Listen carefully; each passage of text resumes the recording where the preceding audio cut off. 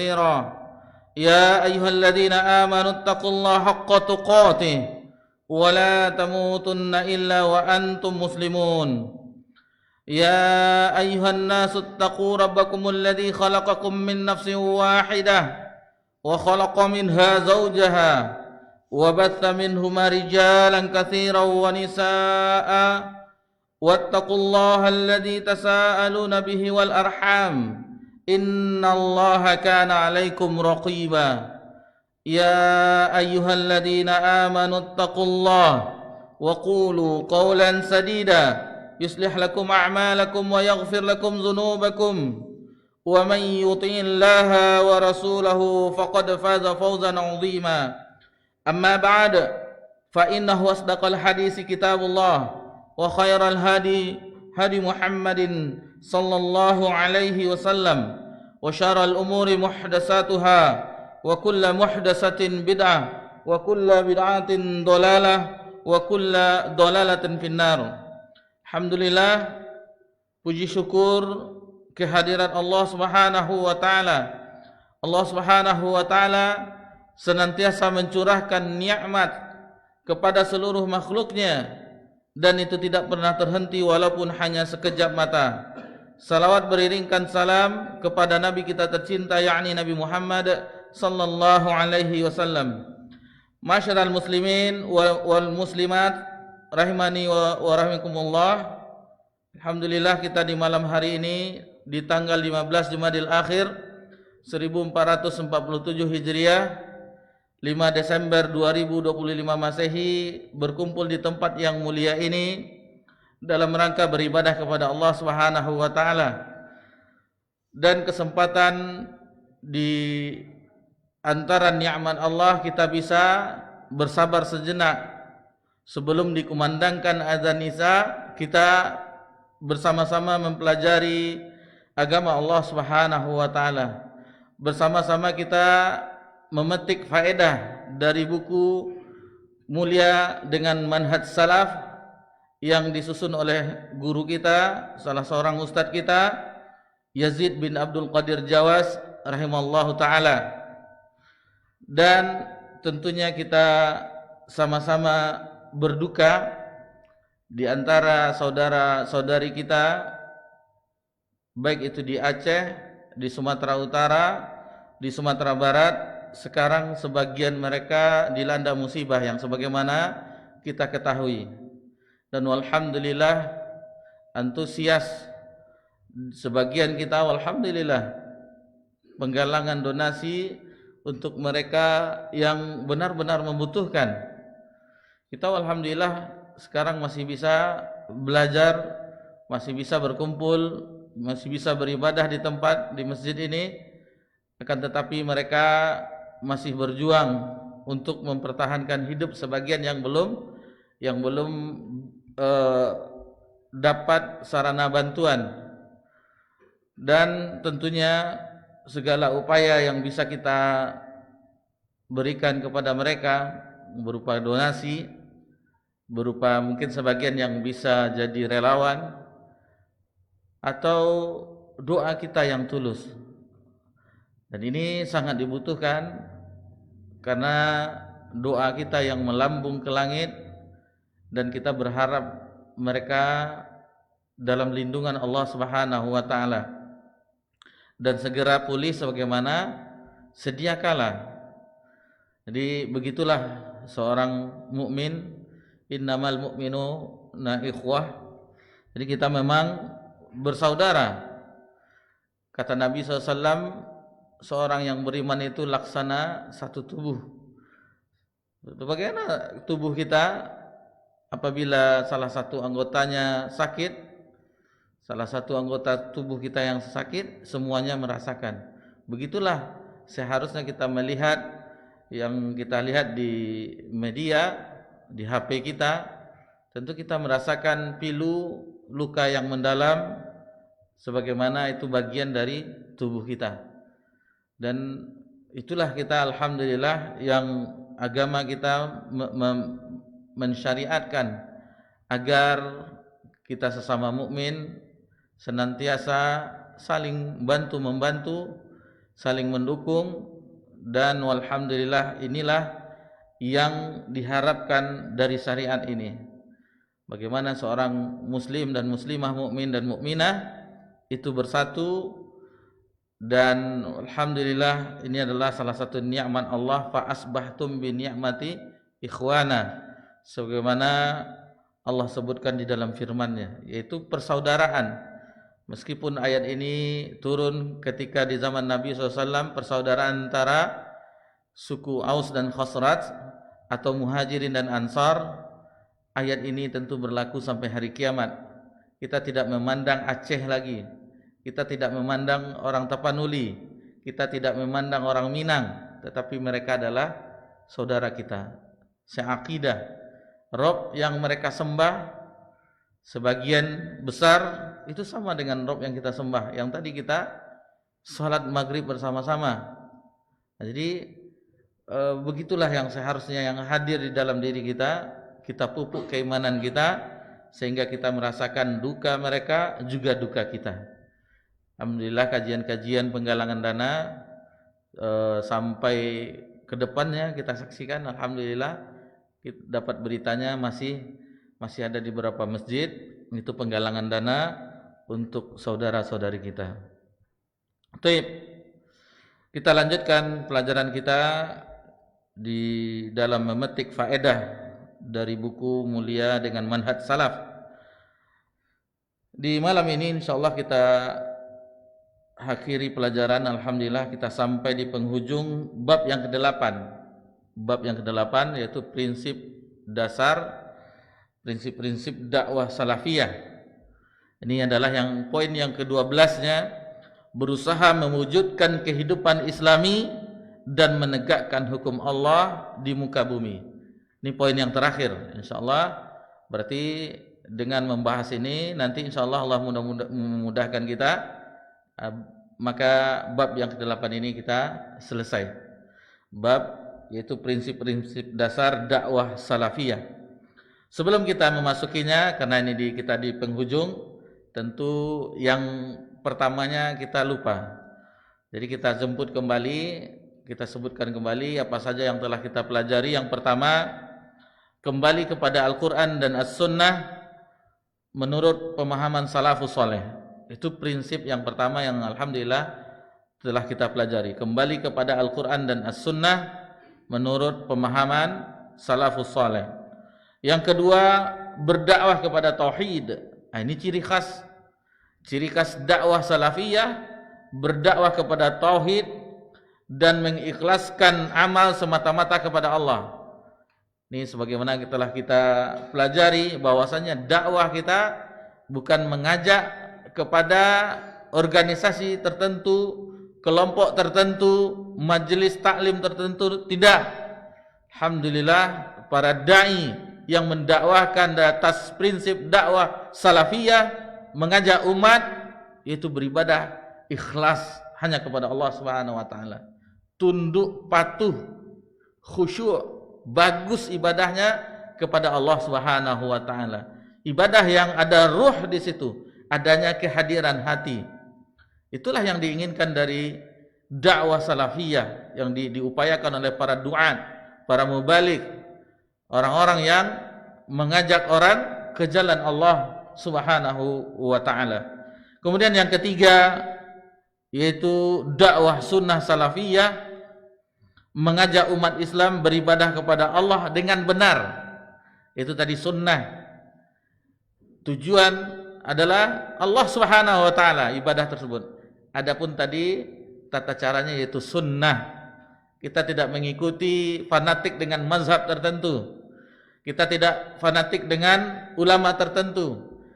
Kita tidak menjadikan seseorang kultus di dalam agama ini. Kita hanya yang kita ikuti hanya satu di dalam agama ini, yaitu Nabi Muhammad sallallahu alaihi wasallam. Jadi dakwah tauhid, dakwah sunnah, itulah prinsip dasar dakwah salafiyah. Jadi meskipun kita menyelisihi seluruh orang yang ada di permukaan bumi, tetapi jangan sampai selisihi manusia yang mulia ini, yang Nabi sallallahu alaihi wasallam, yang Allah mengutus Nabi Muhammad sallallahu alaihi wasallam. Jangan sampai menyelisihi Nabi Muhammad sallallahu alaihi wasallam. Untuk menyegarkan kita kembali, mungkin di antara sebagian kaum muslimin atau muslimat itu meyakini kan yang penting kita beribadah kepada Allah, ikhlas kepada Allah Subhanahu wa taala. Ada sebuah kisah di zaman generasi tabi'in, salah seorang ulama yang besar ketika itu Sa'id bin Musayyab. Sa'id bin Musayyab menyaksikan salah seorang salat qabliyah subuh di Masjid Nabawi itu lebih dari 2 rakaat. Jadi generasi awal itu memang mereka adalah orang-orang terdepan dalam ta'muruna bil ma'ruf wa tanhauna 'anil munkar. Jadi ketika ada yang aneh, didekatinya tentunya dengan bil hikmah, dengan bijaksana, tanpa ada perasaan menggurui atau menyalahkan, akan tetapi dengan diajak berdialog dengan benar, tentunya dengan tutur kata yang indah. Begini disaksikan bahwa engkau lebih dari 2 rakaat tadi diperhatikan. Lalu yang akan dinasihatkan mengatakan, apakah Allah akan mengazabku ketika aku beribadah kepadanya? Nah, jadi ada argumennya. Apakah Allah akan mengazab ketika beribadah kepadanya? Jadi diperbanyaknya ibadah salatnya yang seharusnya itu menunggu khotib Jumat, kan salat mutlak, menunggu khotib naik mimbar, itu baru disyariatkan. Sementara menunggu iqamah subuh itu tidak ada riwayatnya. Tidak ada riwayatnya memperbanyak salat mutlak. Atau salat kata sebagian disebutkan al-intizar, menunggu khotib naik mimbar. Nah, ini di antara iqamah, azan subuh dan iqamah tidak ada syariatnya. Lalu kata Sa'id bin Musayyab dengan bijaknya tentunya, sesungguhnya Allah tidak akan mengazab engkau ketika engkau beribadah kepada Allah. Akan tetapi Allah mengazabmu karena menyelisihi Nabi Muhammad sallallahu alaihi wasallam. Ini harus kita perhatikan, jangan sampai kita di dalam beribadah kepada Allah Subhanahu wa taala menyelisihi utusan Allah. Yang kita telah bersyahadat rukun Islam yang pertama, asyhadu an la ilaha illallah wa asyhadu anna Muhammadar Rasulullah. Itu pondasi dasar yang harus melekat di dalam hati kita sampai hembusan nafas terakhir. Itu yang kita jaga. Kalimat yang agung ini, 2 kalimat syahadat, terlebih kalimat tauhid la ilaha illallah, kalimat yang agung, kalimat thayyibah. Baik, itu yang ketiga. Yang keempat, memperingatkan kaum muslimin dari bahaya syirik dan berbagai bentuknya. Ini salah satu ciri khas prinsip dakwah salafiyah. Seandainya dakwah tauhid ini berhasil, tentu tidak ada lagi orang yang mengeramatkan kuburan para wali, orang-orang saleh. Tentu tidak ada lagi bayi yang memakai benang yang banyak warna lalu ada hitam di tengahnya. Tidak ada lagi ibu-ibu hamil yang membawa magnet itu, basi berani kata bahasa kita kan, untuk sebagai penangkal, tangkal-tangkal, keris, cincin yang keramat, atau foto Tuanku Saleh di rumah makan, dan hal-hal yang lainnya, bergeraknya kelopak mata, ini tanda ini, wah ini dan seterusnya. Ada kupu-kupu di rumah, siapa yang datang? Apa hubungannya? Ya kupu-kupu itu yang datang. Nah, jadi tidak ada perihal tahayul, kurafat. Jadi dakwah salafiyah memurnikan dari hal-hal yang demikian. Tidak ada tahayul, kurafat yang tidak ada dasarnya, itu tidak ada. Jadi kalau misalnya dahulu pernah ada, masih di zaman SMS yang harus dikirim. Ini kalau tidak dikirim nanti kualat ini dan segala macam, itu tidak ada, mana ada. Yang satu-satunya yang bisa memberikan manfaat dan menolak mudarat hanya Allah Subhanahu wa taala. Jadi itu harus kita pegang teguh-teguh. Jadi kita berjalan di permukaan bumi ini dengan aman. Yaitu orang yang keimanannya tidak dicampurkan, yang lebih imanuhum bizulmin, yang tidak dicampur dengan kezaliman, dengan kesyirikan. Jadi aman, merasa aman. Tidak ada yang dikhawatirkan. Yang dikhawatirkan adalah ketakutan tabiat. Apa ketakutan tabiat? Seperti adanya hewan buas, itu tabiat. Ada ular yang akan, itu tabiat, itu tidak masalah. Tetapi takut yang hakiki, yang khasyah, itu hanya untuk Allah. Dan itulah usul dari ilmu. Pokok dari ilmu adalah khasyatullah. Itu rasa takut kepada Allah Subhanahu wa taala. Jadi banyak syirkun akbar, syirkun asghar. Itu kalau kita pelajari kitab tauhid 67 bab. Jadi penulis menjelaskan termasuk syirik ini, termasuk syirik ini, termasuk syirik ini. Dan itu masih banyak. Itu yang beliau kumpulkan, masih banyak yang lainnya. Yang syirik lafaz yang pernah kita contohkan di kajian kita, yang mana seseorang setelah dibantu oleh orang lalu pulih kembali ekonominya, ketika ditanya, alhamdulillah ada kemajuan sekarang, sudah maju usahanya. Ini berkat si fulan yang telah membantu saya. Ini orang yang bertauhid tidak mengucapkan demikian. Orang yang bertauhid, alhamdulillah, yang pertama yang dipuji adalah Allah Subhanahu wa taala. Alhamdulillah, ini adalah nikmat dari Allah. Bisa jadi ini ujian, cobaan untuk menguji apakah bisa menjadi bersyukur atau kufur. Setelah memuji Allah baru disebutkan Allah mudahkan dengan si fulan memberikan bantuan, istilahnya pinjaman. Nah, begitu seharusnya. Jadi yang kita puji pertama itu adalah Allah. Keberhasilan, ada seseorang berhasil, misalnya salah seorang anak kita berhasil dalam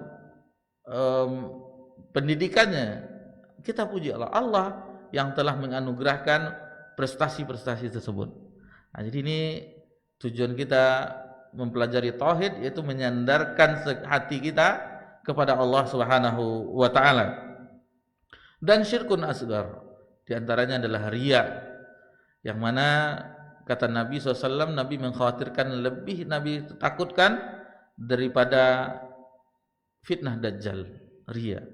Seseorang yang beribadah bukan untuk Allah tetapi mengharap pujian dari makhluk, waliyadzubillah. Kemudian yang kelima, berdakwah kepada ittiba. Jadi yang tadi dakwah sunnah salafiyah, mengajak umat Islam untuk beribadah kepada Allah dengan benar. Yang di poin yang kelima ditegaskan lagi, berdakwah kepada ittiba, yaitu mengikuti sunnah Rasulullah sallallahu alaihi wasallam dan memerangi taklid buta. Taklid buta yang sebagaimana telah kita jelaskan, yaitu mengikuti tanpa ada dasar, tanpa dalil, membeo. Membeo ibaratnya seperti kerbau yang ditarik tali kekangnya, istilahnya kemana saja ditarik, mau saja. Bukan seperti itu. Jadi dakwah salafiyah mempunyai prinsip, yaitu ittiba, mengikuti sunnah Rasulullah sallallahu alaihi wasallam. Lalu yang keenam, memerangi bid'ah. Memerangi bid'ah dan beragam pemikiran dari luar Islam yang masuk ke dalamnya. Ini salah satu upaya dakwah salafiyah. Karena ketika bid'ah itu ada, sunnah akan lenyap, akan padam. Jadi kalau seseorang melakukan bid'ah, sunnah tidak ada. Seandainya sunnah dikerjakan, otomatis bid'ah tidak ada. Jadi jangan sampai alergi lagi sebagaimana sebagian kaum muslimin dan muslimat di negeri kita, bahkan para dai, para ustadznya fobia dengan kata-kata bid'ah. Padahal itu Nabi yang sallallahu alaihi wasallam yang menjelaskan. Nabi yang mengatakan bahwasanya kullu bid'atin dhalalah. Nabi yang memperingatkan agar menjauhi hal-hal yang baru. Nah, jadi kalau seandainya tidak suka, berarti tidak suka apa yang disampaikan oleh Nabi sallallahu alaihi wasallam. Jadi ini bahasa biasa bahasa ilmiah. Ketika mempelajari tauhid otomatis menyinggung syirik karena itu lawannya. Ini perintah yang paling besar tauhid, ini larangan yang paling besar. Lalu ketika membahas tentang sunnah tentunya menyinggung masalah lawannya bidah. Atau diganti dengan bahasa yang lain, tidak sesuai dengan sunnah, terlalu panjang, sudah bid'ah, berarti tidak sesuai dengan sunnah. Sebagaimana ketika Syekh Muhammad Nasiruddin Albani rahimahullah ta'ala berbicara dengan salah seorang yang hadir di majelisnya, lalu dikatakan, bagaimana prinsip engkau di dalam bertanya kepada orang yang hadir tersebut, sebuah dialog, bagaimana cara engkau beragama? Lalu beliau menjawab, itu berpedoman dengan Al-Quran dan As-Sunnah menurut pemahaman sahabat, tabi'in dan tabi'ut tabi'in. Lalu Syekh tersenyum, terlalu panjang, cukup dengan salafi. Itu ada salafiyin, sudah, itu dia artinya. Itu berpedoman dengan Al-Quran dan As-Sunnah dengan pemahaman salafus saleh, itu dia yang salafi.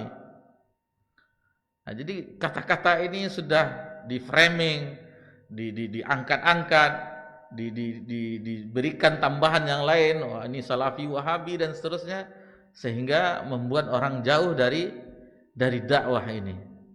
Ini memang sudah sunnatullahnya di dalam dakwah itu ada gangguan, itu sudah biasa. Bahkan di zaman Nabi SAW dan nabi-nabi sebelumnya ada di antara umat itu yang mengganggu dakwah yang hak. Sejak zaman nabi-nabi sebelumnya demikian.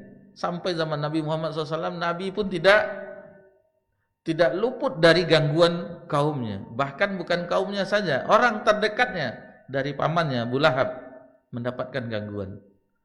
Jadi dakwah ada gangguan, ada gesekan, itu sudah sunnatullah. Yang satu mengajak ke jalan Allah, yang satu mengajak ke bendera begini, organisasi ini, partai ini, majelis taklim ini yang dan seterusnya. Selain ini salah. Apa bedanya dengan Anda? Anda menyalah-nyalahkan orang lain juga. Kalau kita jelas prinsipnya, kalau berpijak dengan Al-Quran dan As-Sunnah ala fahmi salaf, itulah kebenaran. Kami hanya mengikuti ini. Dan begitu juga banyaknya pemikiran-pemikiran. Liberalisme yang isme itu, pluralisme seluruhnya itu, maka itu harus ditolak. Nah, ini salah satu prinsip dari dakwah salafiyah, pemikiran-pemikiran manusia masuk ke dalam agama. Yang kita mengetahui agama ini adalah wahyu, itu dari Allah Subhanahu wa taala. Lalu ada pemikiran yang masuk ke dalam agama. Nah, ini yang diusahakan untuk membersihkannya. Membersihkannya jernih ibarat mata air yang sebagaimana di zaman Nabi SAW dan para sahabat radhiyallahu anhum ajma'in. Kemudian yang ketujuh di antara prinsip dakwah salafiyah, talabul ilm, belajar agama, menuntut ilmu syar'i. Jadi ciri khas dari dakwah salafiyah belajar. Jadi memang kata Imam Bukhari di babnya bab al-ilmu qabla al-qaul wal amal. Jadi belajar dahulu, berilmu dahulu sebelum berkata-kata dan beramal. Ini tidak seperti ada sebagian kaum muslimin, yang penting kita dakwah dahulu. Kita harus pergi ke ini, pergi ke sini, mendakwahkan kaum muslimin dan muslimat, mengajak ke sholat berjamaah. Semuanya orang akan tahu itu kebenaran. Tetapi untuk hal yang demikian sampai sholat berjamaah, tentunya belajar syaratnya dahulu. Itu syarat sahnya. Bagaimana berwudu sesuai dengan sunnah Nabi Sallallahu Alaihi Wasallam. Bagaimana sholat sebagaimana sholat Nabi Sallallahu Alaihi Wasallam. Nah, itu dia yang ilmu tersebut. Jadi salah satu ciri khas dari dakwah salafiyah itu talabul ilmi. Kalau tidak ada talabul ilmi, berarti itu udah keluar dari dakwah salafiyah. Maksudnya ada masa-masanya. Semua orang akan mengalami yang namanya futur, kemalasan dalam diri, malas ke majelis ilmu, ada masanya. Tetapi usahakan itu jangan berlarut-larut. Jangan berlarut-larut, karena lamanya kita tidak hadir di majelis ilmu, ketika mau mulai lagi agak berat melangkahkan kaki tersebut. Akan terasa berat. Kemudian yang kedelapan, tasfiyah dan tarbiyah. Tasfiyah, pemurnian. Jadi ibaratnya semua pemikiran-pemikiran tadi yang tidak di dalam agama dimurnikan, lalu ditarbiyah, dimasukkan, ini dia, ini firman Allah, ini hadis Nabi, ini Islam. Jadi seperti itu. Seperti ini kita ambil contoh tuanku kita. Beliau dulu sudah pernah belajar Thariqah Satariyah. Itu harus ditasfiyah, karena akan melekat terus dia. Akan melekat, apalagi sempat juga sampai tingkatan demikian. Itu setelah ditasfiyah baru ditarbiyah, dimasukkan ilmu tersebut, firman Allah, wahyu Allah, hadis Nabi SAW. Ini salah satu upaya dari dakwah salafiyah. Kemudian yang kesembilan, akhlak dan tazkiyatun nufus. Ini telah kita jelaskan bahwasanya Nabi SAW adalah akhlaknya yang paling mulia. Wa innaka la'ala khuluqin azim. Kemudian tazkiyatun nufus, membersihkan jiwa. Dengan apa dibersihkan? Dengan deterjen, desinfektan, enggak. Dengan racun hama, enggak. Tetapi di tazkiyatun nufus dengan al-kitab wa sunnah. Wa yu'allikum wa yuzakkihim wa yu'allikumul bil kitab wal hikmah. Dibersihkan jiwa tersebut dan diajarkan dengan Alkitab, Al-Quran dan As-Sunnah. Hikmah yaitu As-Sunnah. Jadi dengan itu membersihkan hati kita. Senantiasa dengan Al-Quran, membacanya, mempelajarinya, mentadaburinya. Begitu juga dengan majelis tahdits, majelis yang membahas hadis-hadis Nabi SAW, maka itu akan membantu dan upaya yang jelas untuk menyucikan jiwa. Yang ke-10, memperingatkan kaum muslimin dari bahaya hadis lemah, hadis palsu, dan juga hadis mungkar. Ini untuk mengupayakan bahwasanya hadis lemah, hadis palsu, dan hadis mungkar tidak boleh disandarkan kepada Nabi Muhammad SAW. Karena sanadnya bermasalah. Orang yang menyampaikan hadis tersebut bermasalah, yang dinilai dia seorang pendusta, lemah hafalannya, dan seterusnya. Adapun perawi-perawi yang sebagaimana syaratnya Imam Bukhari, itu orang-orang yang jujur, orang-orang yang terpercaya, orang yang kuat hafalannya, dan seterusnya. Begitu juga dengan ibadahnya. Orang yang sudah terpercaya tadi, yang istilahnya dinilai istiqoh, maka berita dari mereka maka itu diterima. Ketika mereka menyampaikan berita ini adalah hadis Nabi SAW, maka itu diterima. Ini pembahasan dari mustalah hadis. Dan pertemuan kita yang terakhir itu memerangi hizbiyah dan fanatik golongan. Hizbiyah, fanatik kelompok-kelompok itu diperangi, tidak ada. Kita hanya satu umat, kita umat yang bersatu, bersaudara. Tidak ada ormas ini, ormas ini, ormas ini. Itu hanya sarana. Mungkin ada orang membuat yayasan, itu hanya sarana. Tujuannya tidak boleh. Yayasan ini dengan yayasan ini, kelompok ini dengan ini, partai ini dengan ini. Yang satu Ka'bah, yang satu bintang. Nah, ini tidak boleh. Yang satu matahari. Sama-sama berlabelkan Islam. Nah, ini tidak boleh. Jadi salah satu sistem demokrasi di negara kita ini memecah belah umat. Di partai Islam ini, partai Islam ini, partai Islam ini, terkotak-kotak jadinya. Tetapi bagaimana sistem kita sudah demikian sejak didirikannya negara ini. Jadi itu yang terakhir yang kita pelajari, dan insyaallah kita masuk yang ke-12, prinsip yang terakhir, berusaha mewujudkan kehidupan Islami dan menegakkan hukum Allah di muka bumi. Jadi mewujudkan kehidupan Islami, menegakkan hukum Allah di muka bumi itu bukan tanggung jawab dai, tanggung jawab organisasi tertentu, tanggung jawab orang-orang individu, enggak, tetapi itu adalah tanggung jawab seluruh kaum muslimin. Tanggung jawab kita semuanya, kaum muslimin dan muslimat. Baik sebagai apapun posisi kita, sebagai rakyat, sebagai penguasa, itu sama-sama ada kewajiban di dalam mewujudkan kehidupan yang Islami dan menegakkan hukum Allah. Landasannya adalah hadis Nabi SAW, kullukum ra'in, setiap kamu adalah pemimpin, wa kullukum mas'ulun an ra'iyati, dan setiap pemimpin tersebut akan bertanggung jawab atas yang dipimpinnya. Wal amiru ra'in, seorang amir, pemimpin, raja, apapun namanya, presiden kalau di negeri kita adalah pemimpin. Jadi tidak ada amir-amir yang lain. Ya, presiden itu amir kita.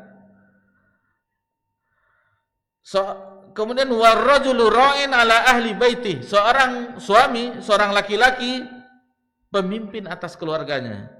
Wal mar'atu ra'iyatun ala baiti zaujiha wa waladai. Begitu juga dengan seorang istri, seorang ibu itu pemimpin bagi rumah suami dan terhadap anak-anaknya. Fakulukum ra'in, dan setiap kamu adalah pemimpin, wa kullukum mas'ulun an ra'iyatihi, dan setiap pemimpin akan diminta pertanggungjawabannya. Jadi itu tanggung jawab kita bersama menciptakan kehidupan yang Islami dan menegakkan hukum Allah. Jadi hadis ini sahih diriwayatkan Imam Bukhari. Rasulullah SAW juga bersabda di hadis yang lain, adinun nasihah. Jadi agama itu adalah nasihat. Adinun nasihah, agama itu nasihat. Adinun nasihah, agama itu adalah nasihat.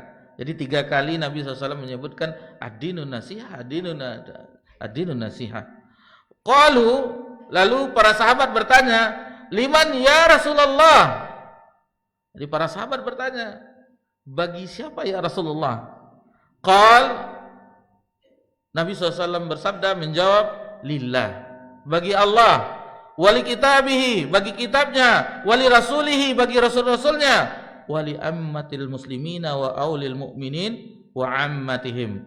Kemudian bagi imam kaum muslimin atau mukminin dan bagi masyarakat kaum muslimin.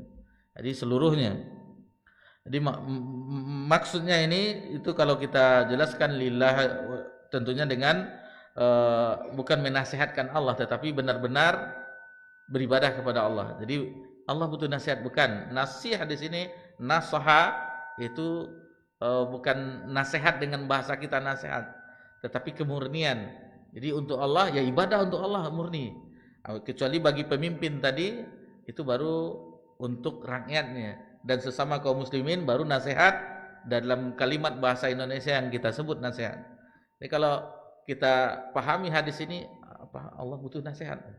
Nah, ini maksudnya yaitu kemurnian ibadah kita untuk Allah Subhanahu wa taala, bagi kitabnya, yaitu kita yakini Al-Qur'an itu adalah firman Allah, bukan makhluk. Lalu kita senantiasa bermulazamah dengan Al-Qur'anul Karim, membacanya, mempelajarinya senantiasa. Begitu juga dengan rasul-rasul yang diutus, terutama Nabi Muhammad SAW, kita membenarkan, lalu kita ikuti Nabi SAW, lalu kita jauhi apa yang dilarangnya, dan kita tidak beribadah kepada Allah kecuali apa yang dicontohkan oleh Nabi SAW. Begitu juga bagi pemimpin-pemimpin kaum muslimin dan orang-orang beriman, dan kepada seluruh umat tentunya sesama kita, itu baru namanya nasihat yang kita sebut dalam bahasa Indonesia. Jadi kedua hadis yang disebutkan tadi adalah penopang yang sangat kokoh dalam melaksanakan berbagai hak-hak dan kewajiban. Kedua hadis yang kita sebutkan menetapkan kewajiban pribadi dan masyarakat Sebab agama Islam mesti ada umat yang mengembannya serta mesti ada kekuatan yang melindunginya. Keduanya adalah satu unsur dalam satu wadah yang saling menyempurnakan dan saling bekerja satu tujuan. Sudah azan? Sudah masuk, Pak? Belum?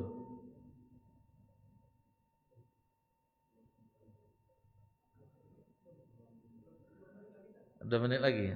Nah, karena di yang jauh entah itu masih salawat atau kaji-kajian atau apa. Kemudian kita menunggu waktu azan Isya. Di sini dinukilkan Syekhul Islam Ibnu Taimiyah rahimahullah taala mengatakan, sungguh telah diketahui secara pasti dalam agama Islam bahwa risalah Muhammad bin Abdullah sallallahu alaihi wasallam untuk semua manusia. Untuk semua manusia, baik untuk kalangan Arab maupun non-Arab. Jadi bukan untuk orang Arab saja, tetapi non-Arab juga. Para raja maupun rakyatnya. Jadi bukan untuk rakyat saja, bukan untuk raja saja, raja dan rakyatnya, para ulama dan orang awam. Jadi seluruh mencakup. Risalah yang dibawa oleh Nabi SAW akan tetap abadi sampai hari kiamat.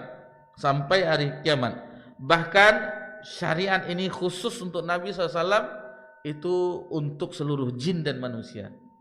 Sementara Rasul-Rasul sebelumnya, Nabi-Nabi sebelumnya, utusan Allah hanya untuk kaumnya, untuk Bani Israel, untuk Madian, untuk ini dan seterusnya, untuk kaum Ad, kaum Samud.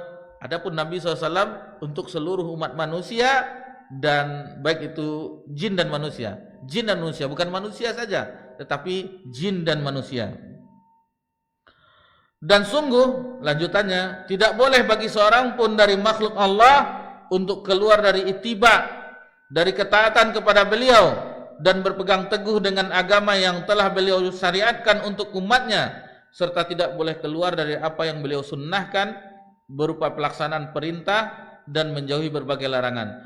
Bahkan jika para nabi alaihi wassalam sebelum beliau hidup di tengah-tengah beliau, maka mereka pun wajib mengikuti dan mentaati beliau sallallahu alaihi wasallam. Ini ketika ada riwayat Umar yang mendapatkan hadiah dari saudaranya berupa Taurat, ya Nabi mengatakan, seandainya Musa hidup di zamanku, harus mengikuti Nabi SAW. Seandainya Nabi Musa alaihissalam hidup di zaman Nabi, harus mengikuti Nabi Muhammad SAW. Kalau tidak, akan celaka. Apalagi kita yang benar-benar hidup di zaman Nabi SAW, tentu itu harus kewajiban bagi kita untuk ittiba kepada Nabi SAW. Kita sering singgung beberapa kajian kita sebelumnya. Seandainya kita tidak mengikuti Nabi SAW, untuk apa Nabi Allah Subhanahu Wa Taala mengutus beliau Sallallahu Alaihi Wasallam? Sudah kita menurut cara kita atau cara yang kita ambil dari orang-orang yang entah dari mana dinukilkannya. Untuk apa diutus Nabi SAW? Untuk apa ada bacaan-bacaan yang lain, gerakan-gerakan yang lain, ritual-ritual yang lain untuk mendekatkan diri kepada Allah Subhanahu Wa Taala? Nah, jadi mubazir. Nabi diutus mubazir. Ini dengan caranya, ini dengan caranya, ini dengan caranya. Dari sama-sama ittiba dengan Nabi SAW, maka di situ akan nampak persatuan tersebut.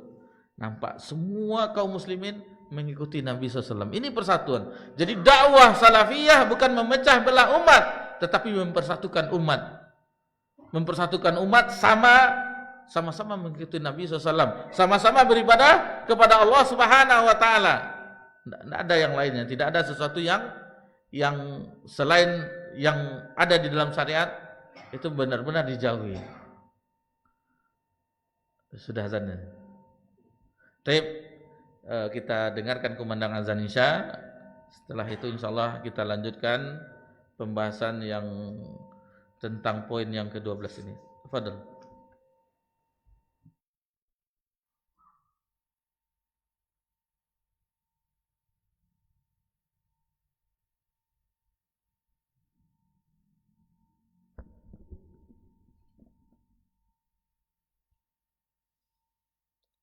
Allahu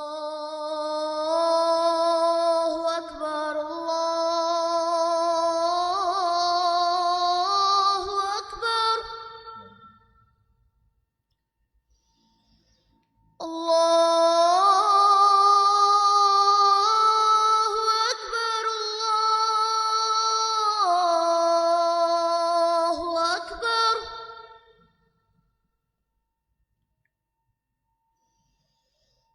أشهد أن لا إله إلا الله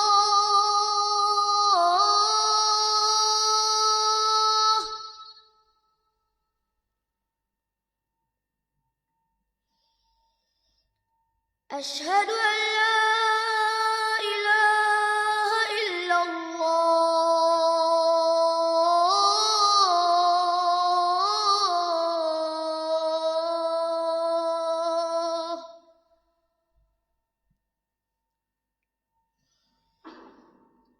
أشهد أن محمدا رسول الله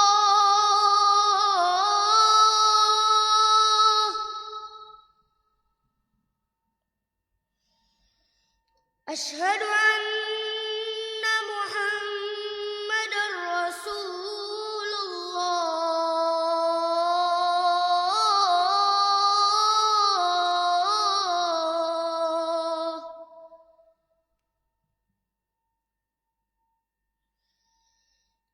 حي على الصلاة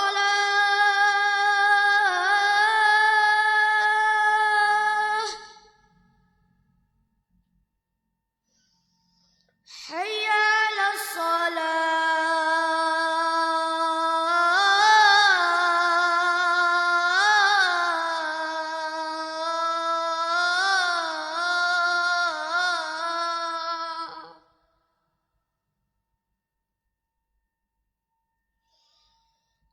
حي على الفلاح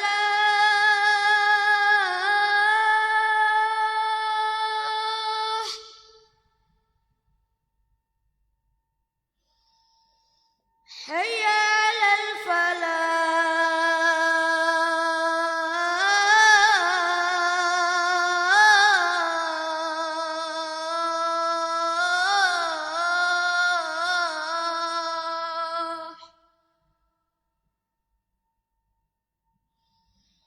الله أكبر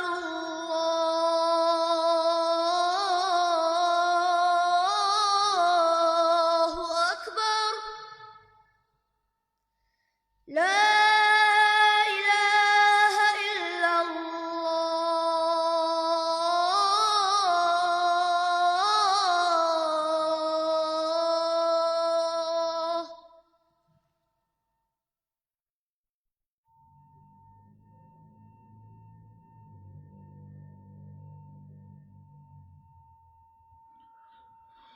Alhamdulillah wassalatu wassalamu ala Rasulillah ma ba'd. Baik, kita lanjutkan.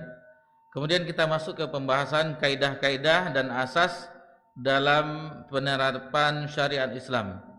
Kaidah-kaidah dan asas dalam penerapan syariat Islam. Ahlus sunnah, kalau ahlus sunnah, ini kenapa lagi berbeda lagi ahlus sunnah? Di awal-awal telah kita singgung, mungkin kita kembali. Jadi salafiyah, salafi itu memiliki nama-nama, antaranya ahlus sunnah, kemudian ta'ifatul mansurah, kemudian firqatun najiyah, kemudian al-ghuraba dan seterusnya yang telah pernah kita bahas. Itu nama yang banyak, itu sama hakikatnya. Ahlus sunnah atau salafiyah atau ta'ifatul mansurah, kelompok yang mendapatkan bantuan. Firqatun najiyah, kelompok yang mendapatkan kemenangan dan seterusnya. Maka al-ghuraba, orang yang asing, orang yang aneh, itu adalah penamaan-penamaan yang hakikatnya satu, yaitu kembali kepada Al-Quran dan As-Sunnah menurut pemahaman salafus saleh. Ahlus sunnah adalah orang yang sangat mendambakan terlaksananya hukum Islam sebagaimana yang dilaksanakan oleh Rasulullah SAW dan penerusnya Khulafaur Rasyidin. Jadi itu benar-benar di atas manhaj nubuwah. Setelah masa Khulafaur Rasyidin 40 tahun lamanya dari masa nubuwah dan Khulafaur Rasyidin, baru setelah itu raja-raja kerajaan. Dan raja pertama adalah Muawiyah bin Abi Sufyan. Itu raja pertama. Bani Umayyah, Daulah Bani Umayyah. prinsip Ahlus Sunnah tentang penegakan syariat Islam di muka bumi dan berhukum dengan apa yang diturunkan oleh Allah sebagai berikut. Ini ada prinsipnya, asas bagaimana penerapan syariat Islam. Yang pertama, berhukum dengan apa yang diturunkan oleh Allah Ta'ala dengan pemahaman yang luas. Jadi bukan hanya pemahaman yang sempit, tetapi pemahaman yang luas adalah fardu ain atas setiap muslim, baik bagi individu maupun kelompok, baik penguasa maupun rakyat jelata, karena setiap mereka adalah pemimpin. Setiap mereka adalah pemimpin, yang hadis tadi yang telah kita sebutkan, kullukum ra'in, dan bertanggung jawab atas apa yang mereka pimpin.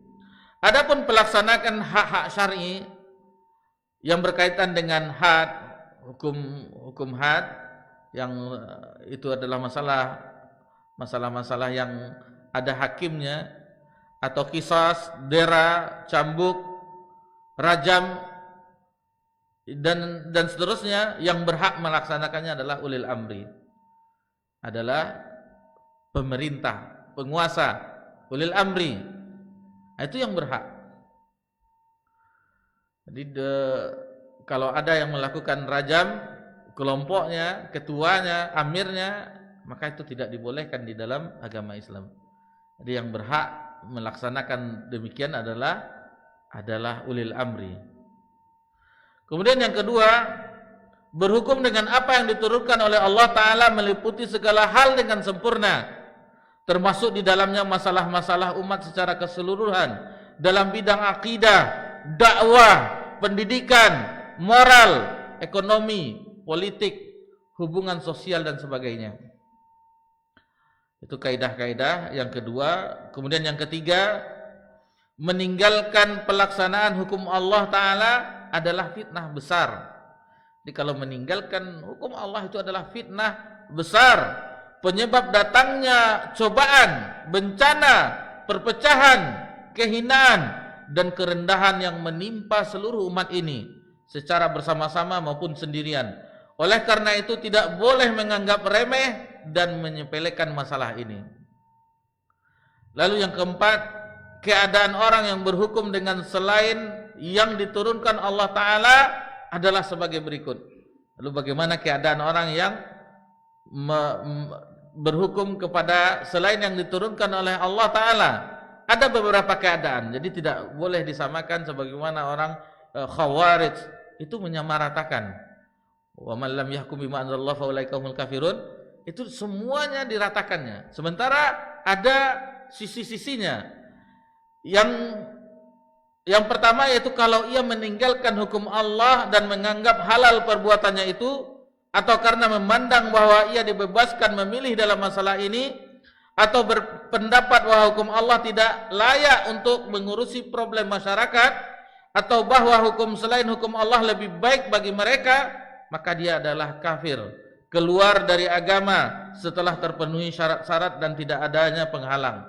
Jadi kalau ada orang yang makin tidak relevan sekarang, kalau berhukum dengan Al-Quran dan As-Sunnah, hukum rajam itu semuanya, itu tidak relevan sekarang, tidak manusiawi, tidak adil dan seterusnya. Itu seandainya tidak ada penghalangnya, maka dia adalah kafir, dihukumi kafir. Syarat-syarat seorang dihukumi kafir. Jadi bukan sembarangan yang masalah kafir, di footnote-nya dilihat, itu bukan sembarangan. Yang pertama, mengetahui dengan jelas. Yang kedua, dilakukan dengan sengaja. Yang ketiga, tidak ada paksaan. Nah, jadi kalau itu yang ketiga itu terpenuhi, maka dihukumi. Sedangkan intifa'ul mawani', tidak ada penghalang yang menjadikan seorang dihukumi kafir, yaitu kebalikan dari syarat yang kita sebutkan. Tidak mengetahui. Nah, jadi kalau orang tidak mengetahui, itu masih jangan sampai dijatuhi hukum kafir. Kemudian tidak sengaja, ada orang yang tidak sengaja, kemudian karena dipaksa. Ini semuanya ada contohnya di zaman Nabi SAW. Karena dipaksa, seperti Ammar bin Yasir itu dipaksa. Kalau syarat-syarat terpenuhi dan penghalangnya tidak ada, maka barulah seorang itu bisa dihukumi kafir. Jadi jangan sampai mudah mengkafir-kafirkan. Ini masalah ranahnya para alim, para ulama kita, bukan ranah kita sebagai orang yang thalabul ilmi, bukan ranah kita.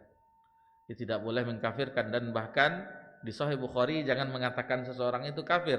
Kalau tidak akan kembali kepada salah seorang. Kalau tidak yang orang disebutkan jatuh kafir, kalau tidak orang yang menuduh. Yang kedua, kalau ia meninggalkan hukum Allah karena hawa nafsu. Ini karena hawa nafsu, maslahat, rasa takut, atau karena suatu penafsiran sementara ia mengakui hukum Allah Ta'ala itu dan ia yakin bahwa ia salah dan menyimpang, maka ia terjatuh pada kufur asghar, kekufuran yang kecil, dan dianggap melakukan perbuatan yang lebih besar dosanya daripada makan riba. Kita mengetahui dosa riba itu salah satunya yaitu sama dengan menzinai ibu kandung sendiri. Waliyazubillah. Itu banyak dosa-dosa pintunya tersebut. Yang ini orang kufur asghar yang disebutkan, yang meninggalkan hukum Allah ini, maka itu lebih dari dosa riba, dan lebih besar pula daripada zina, lebih besar daripada minum khamar. Tetapi kekafirannya adalah kufrun duna kufrin, kekafiran di bawah tingkat kekafiran sesungguhnya, yaitu kekafiran tidak mengeluarkan dari Islam. Sebagaimana disampaikan oleh para imam salaf dan ulama-ulama mereka. Jadi nas yang paling jelas dalam kufrun duna kufrin adalah athar dari Ibnu Abbas radhiyallahu anhuma ketika menafsirkan ayat yang tadi kita sebutkan, wa man lam yahkum bima anzalallah faulaika humul kafirun. Jadi itu ada tiga, faulaika humuz zalimun, faulaika humul fasiqun. Jadi kafirun, kemudian zalimun, kemudian fasikun. Ada tiga ayat.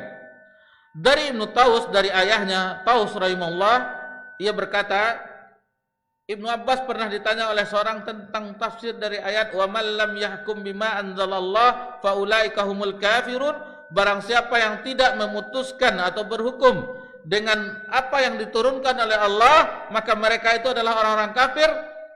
Maka apakah orang melakukan demikian berarti ia telah kafir, keluar dari Islam?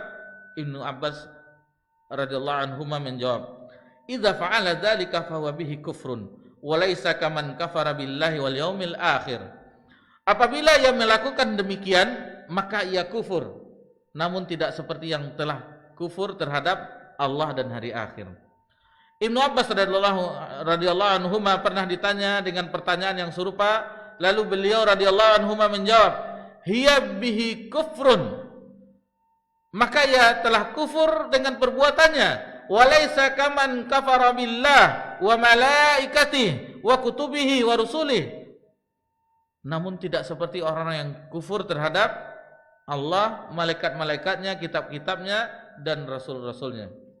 Di sini penulis rahimahullah taala membawakan perkataan dari Imam Ibnu Abil Izzi Al-Hanafi rahimahullah, wafat tahun 792 Hijriah. Jadi beliau Imam Ibnu Abil Izzi Al-Hanafi, salah satu kitab beliau yang syarah adalah Syarah Al-Aqidah At-Tahawiyah. Jadi salah satu yang beliau syarah adalah Aqidah At-Tahawiyah yang disyarah oleh Imam Ibnu Abil Izzi Hanafi. Apa yang beliau katakan?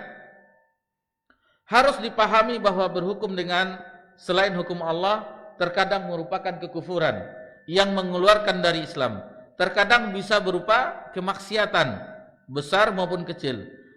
Menjadikan kekufuran di situ mungkin sebagai bentuk kiasan, mungkin juga menjadi bentuk kufur kecil. Menurut dua pendapat terdahulu, hal itu tergantung pada kondisi orang yang berhukum. Apabila ia berkewajiban bahwa berhukum kepada hukum Allah itu tidak wajib, atau dia boleh memilih antara berhukum dengan hukum Allah atau tidak, atau ia meremehkannya padahal ia yakin bahwa itu adalah hukum Allah, maka hal itu adalah merupakan kekufuran yang besar. Namun apabila ia meyakini akan keharusan berhukum kepada Allah dan dalam konteks yang terjadi juga menyadari hal itu, sementara ia melenceng sedang ia tahu bahwa dengan itu ia berhak disiksa, maka orang yang bermaksiat itu disebut kafir, namun dalam bentuk kiasan saja atau kufur kecil. Tapi kalau ia tidak mengetahui hukum Allah, sementara ia sudah berusaha untuk mengerahkan segala potensi untuk mengetahui hukum Allah, namun ia keliru, maka ia dianggap bersalah. Ia tetap mendapat satu ganjaran untuk ijtihadnya, sedangkan kesalahannya terampuni. Jadi ini dinukil dari syarah dari Aqidah At-Tahawiyah.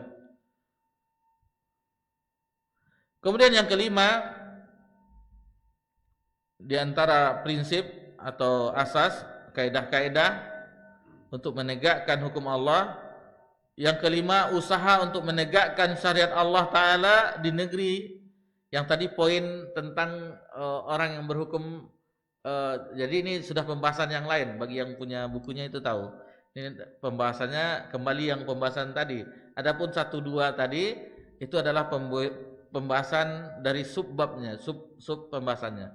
Ini kembali kepada kaidah-kaidah asas dari penegakan hukum Allah. Yang kelima, usaha untuk menegakkan syariat Allah Ta'ala di negeri yang syariat itu tidak diterapkan, dan upaya untuk memulai kembali kehidupan secara islami di atas manhaj nubuwah yang dapat mempersatukan kaum muslimin dan mempersatukan kalimat mereka adalah kewajiban syar'i terkandung dalam manhaj taghyir rabbani, metode merubah keadaan masyarakat menurut syariat Allah Ta'ala. Allah Subhanahu wa taala berfirman, "Innallaha la yughayyiru ma biqaumin hatta yughayyiru ma bi anfusihim." Sesungguhnya Allah tidak merubah keadaan suatu kaum sebelum mereka merubah keadaan diri mereka sendiri. Asalkan usaha itu tidak dilakukan dengan cara hizbiyah. Jadi yang sebagaimana di negeri kita, hizbiyah, kelompok-kelompok partai-partai yang rusak, dan asabiyah, mengunggulkan golongan secara ekstrim, dan fanatisme yang merugikan. Usaha menegakkan syariat Islam harus dilakukan dengan dakwah yang aman dan benar, dengan ilmu yang bermanfaat, dengan keyakinan dan kesabaran, serta tetap berpegang teguh kepada Al-Quran dan As-Sunnah menurut pemahaman salafus saleh. Bekerja sama dalam kebaikan dan takwa, saling menasihati dengan kebenaran dan kesabaran, dengan membersihkan noda-noda yang mengotori akidah kaum muslimin, serta mendidik mereka di atas manhaj yang hak.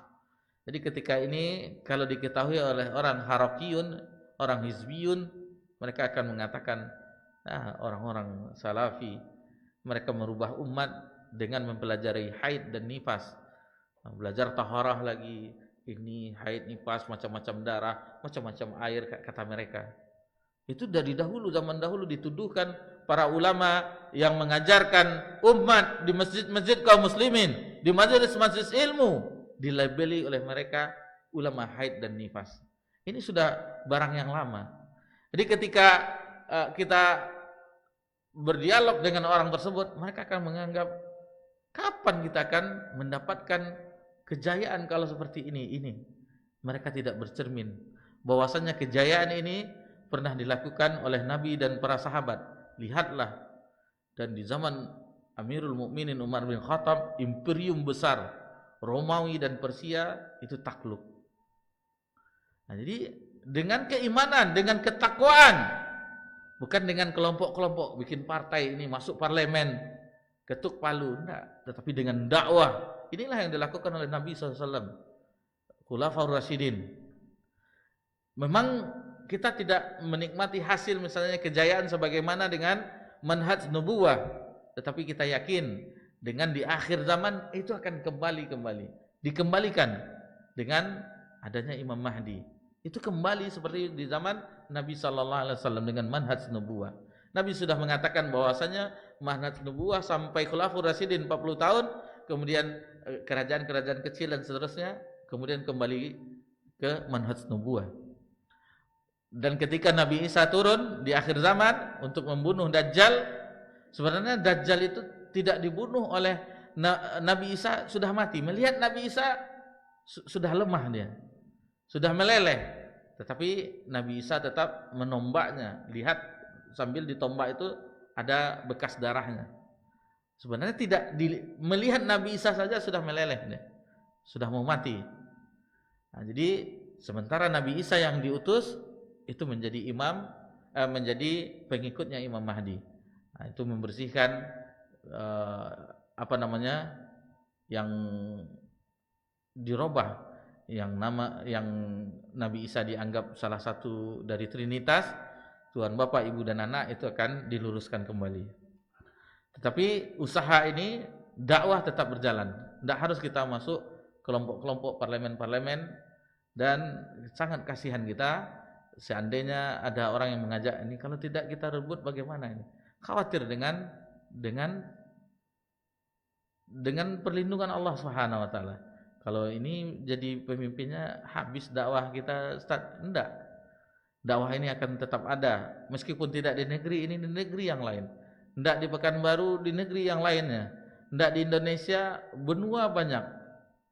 Di Afrika, bahkan sekarang alhamdulillah itu di Eropa sendiri itu pesat, alhamdulillah.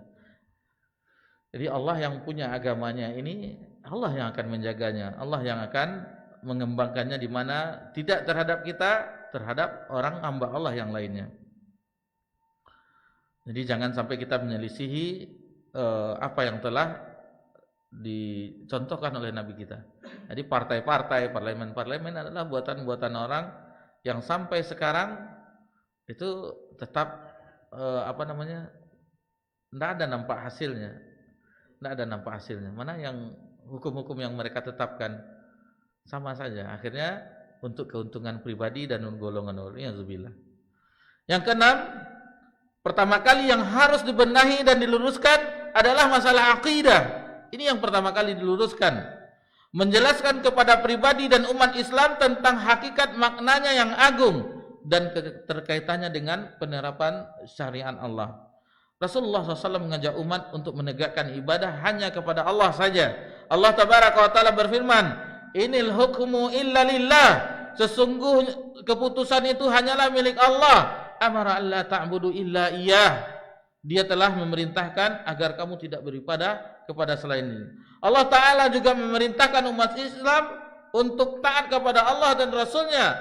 Allah Tabaraka wa Ta'ala berfirman, "Innama kana qaulul mu'minina idza du'u ila Allahi wa rasulihi liyahkuma bainahum ay yaqulu sami'na wa ata'na wa ulaika humul muflihun." Hanya ucapan orang-orang mukmin yang apabila mereka diajak kepada Allah dan Rasulnya agar Rasul memutuskan perkara di antara mereka, apa yang mereka katakan? Qalu sami'na wa ta'na. Kami mendengar dan kami taat. Dan mereka itulah orang-orang yang beruntung. Inilah orang-orang yang beruntung, maka ikutilah rambu-rambunya.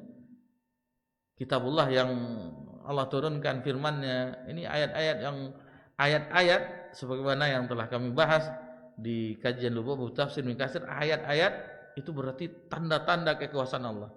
Setiap ayat Allah yang kita pelajari, kita tadaburi, itu tanda-tanda kekuasaan Allah. Alif Lam Mim misalnya, contoh itu tanda kebesaran, mukjizat dari Allah.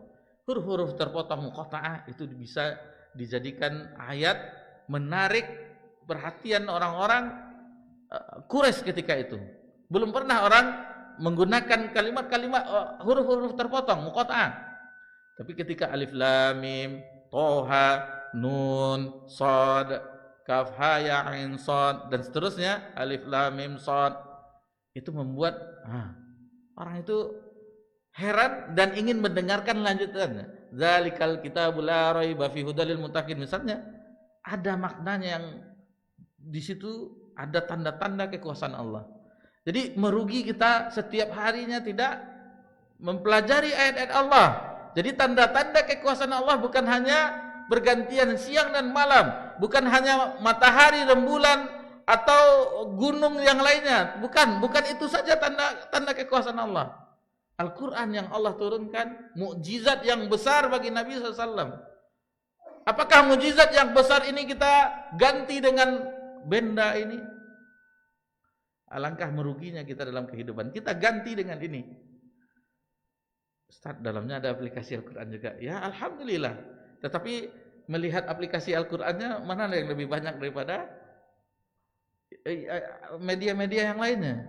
Mungkin sudah nih, ada 2 halaman tanda. Lalu apa nih pesan di grup ini? Bukalah ini lagi. Inilah yang memalingkan kita tanpa disadari. tanpa disadari. Jadi hati-hati kita terhadap benda yang kemana-mana kita bawa.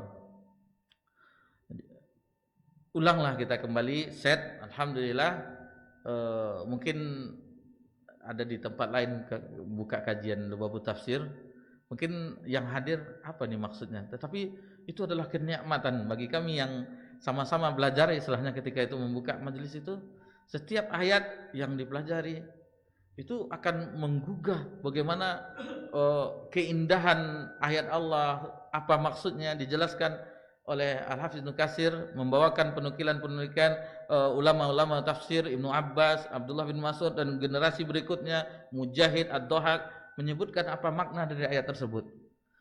Akan bersinar jiwa kita jadinya. Jadi apa maksud ayat ini? Ini maksudnya ini maksudnya ini.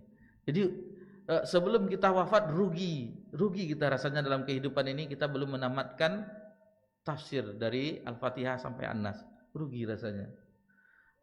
Terutama orang-orang tua kita yang sudah memutih jenggot dan ubannya, usahakan kalau tidak bisa hadir di majelis tafsir, usahakan di rumah baca, beli, tidak mahal. Sekarang 10 jilid ada 2 juta lebih, kan tidak mahal. Kalau terbeli dia tidak mahal, tapi kalau tidak terbeli baru mahal. Yang anehnya untuk yang beli yang lain bisa, yang untuk ini sama kata orang, beli ini bisa Ustaz, tapi untuk ikut korban tidak bisa. Waliyadzubillah.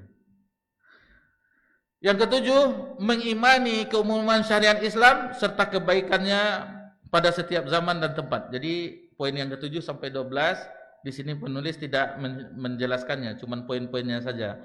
Yang ke-8, mengimani bahwa syariat Islam adalah sempurna, fleksibel dan layak hingga hari kiamat. Yang ke-9, mengimani bahwa syariat Islam menghapus syariat-syariat agama terdahulu. Sejak adanya turun syariat Nabi Muhammad SAW, maka seluruhnya. Jadi kita hanya mengimani, beriman dengan unzila ilaika wa unzila min qablik, cuman mengimani, tidak disuruh mempelajari Taurat dan Injil. Kita beriman bahwa kitab itu diturunkan, Zabur kepada Nabi Daud, Taurat kepada Nabi Musa, kemudian Injil kita imani. Tetapi untuk mempelajarinya, kitab yang turun kepada kita belum selesai, belum mulai kita mempelajarinya. Sementara kita sibuk dengan apa Injil, perjanjian lama, perjanjian Matius dan segala macamnya. Untuk apa? Yang Al-Quran yang ketika itu turun itu menghapus syariat sebelumnya, istilahnya sudah dilengkapi dalam Al-Quran. Syariat Nabi Muhammad SAW melengkapi syariat-syariat sebelumnya. Jadi layak sampai hari kiamat dan menghapus syariat-syariat agama sebelumnya. Yang ke-10, mengimani bahwa syariat Islam adalah mudah, penuh toleransi dan memenuhi hajat manusia pada setiap zaman dan tempat. Jadi dasarnya mudah. Cuman karena tidak mengikuti sunnah sehingga menjadi susah. Harus begini dulu. Takbiratul ihram dihadirkan, dibayang-bayangkan, harus sama niat dengan lafaz ini. Allah, ulang lagi. Ulang lagi. Geleng-geleng kepala. Lama-lama udah walad dolin kata imam baru bisa takbiratul ihram. Ini diada-adakan. Niat di dalam hati. Jadi sudah ada keyakinan kita, ini kita sholat Isya, insya Allah nanti sholat Isya, ada niat dalam hati. Tidak dilafazkan, karena niat itu dalam hati. Kalau dilafazkan namanya ucapan. Dalam hati kita terniat, sudah. Allahu Akbar, takbiratul ihram. Mudah. Yusrun, mudah. Baik. Yang ke-11, bertahap dalam menerapkan hukum-hukum Allah dalam syariat Islam. Bertahap. Jadi sebagaimana Nabi SAW mendahulukan fal ahamu aham, mendahulukan yang paling penting dahulu baru yang penting. Jadi pertama Nabi SAW membenahi akidah, mengajak beriman kepada Allah, hari akhirat dan seterusnya tentang keimanan. Setelah Nabi di Madinah baru ada hukum-hukum yang lainnya. Bahkan ketika Ka'bah itu dipugar, sebagaimana dahulu Hijri Ismail itu masuk satu bangunan. Jadi bukan segi kubus sekarang ini, karena ada musibah yang melanda, maka kembali dibangun di zaman Nabi SAW. maka yang hasil uang pembangunannya harus yang bersih. Tidak boleh hasil dari perzinahan, hasil dari riba dan seterusnya, tidak boleh. Jadi harta yang terkumpul hanya siap selesai bangunannya sampai yang sekarang. Adapun yang Hijr Ismail itu tidak selesai dibangun, dananya tidak sampai. Nabi pernah mengatakan kepada Ummul Mukminin Aisyah radhiyallahu anha, seandainya kaummu Nabi ingin memugar kembali sebagaimana membuat Ka'bah itu sebagaimana yang dibangun oleh Nabi Ibrahim dan Nabi Ismail. Akan tetapi karena kaummu baru saja beriman, katanya kepada Ummul Mukminin Aisyah radhiyallahu anha, maksudnya belum kuat sekali keimanannya. Seandainya itu mereka kuat, tentu Nabi akan memugar kembali sebagaimana bangunan semula. Tetapi mereka baru beriman. Orang-orang baru terjadi Fatu Mekah. Jadi seandainya Nabi rubah tuh orang, apa pula keadaan Muhammad merubah Ka'bah ini. Nah, jadi sampai hal yang demikian Nabi hindari dahulu. Jadi perihal yang susah-susah, hukum-hukum yang lainnya mengenai ini di akhir, di Madinah, setelah iman kuat. Nah, jadi ketika orang baru masuk Islam, jangan yang berat-berat dahulu diapakan. Yang penting-penting dahulu, keimanan yang ringan-ringan, ibadah-ibadah yang wajib seperti salat dan seterusnya. Nah, jangan sampai yang susah dulu. Enggak, yang maksudnya yang bersifat agak tidak urgen. Nah, jangan itu yang diajarkan dulu. Rukun Islam, rukun iman, itu salat. Nah, itu yang diperkuat bagi orang yang awal-awal untuk memperdalam agama Allah Subhanahu wa taala. Yang ke-12, teguh istiqomah, sabar serta tidak tergesa-gesa dan tidak putus asa. Itu yang bisa kita pelajari. Alhamdulillah, 12 prinsip dasar dakwah salafiyah itu telah kita pelajari, yang mana tadi 11-nya telah kita bacakan, alhamdulillah. Dan dengan demikian apapun tentang dakwah salafiyah itu sudah sampai pada bab yang ke-8. Bab 9 dan seterusnya itu penulis berusaha menjelaskan tentang dakwah di luar dakwah salafiyah, mengenai hizbiyah, mengenai sururi, yang mana kalau kita lihat di media TV Roja itu dakwah sururi katanya. Nah, bagaimana sururi ini nanti dijelaskan. Apa ini maksudnya sururi, hizbi yang mana telah kita singgung, apa itu maksudnya? Nah, dan bagaimana hubungannya dengan dakwah salafiyah. Taib. Demikian alhamdulillah yang bab 8 kita selesaikan. Alhamdulillah, ini nikmat dari Allah, dan insyaallah di pekan yang akan datang kita masuk bab yang baru, bab yang ke-9. Dan apapun yang kita pelajari tadi, kalau bagi yang punya buku mungkin dirujuk kembali. Dan karena kita manusia ya, tentu ada khilaf dalam penyampaian, maka tentunya bertobat, istighfar kepada Allah Subhanahu wa taala, karena kebenaran itu adalah milik Allah dan Rasulnya. Maka kita akhiri perjumpaan kita dengan doa kafaratul majlis. Subhanakallahumma bihamdika asyhadu an la ilaha illa anta astaghfiruka wa atubu ilaik. Wassalamualaikum Nabi Muhammad sallallahu alaihi wasallam wa ala alihi washabbihi ajmain. Walhamdulillahirabbil alamin. Wassalamualaikum warahmatullahi wabarakatuh.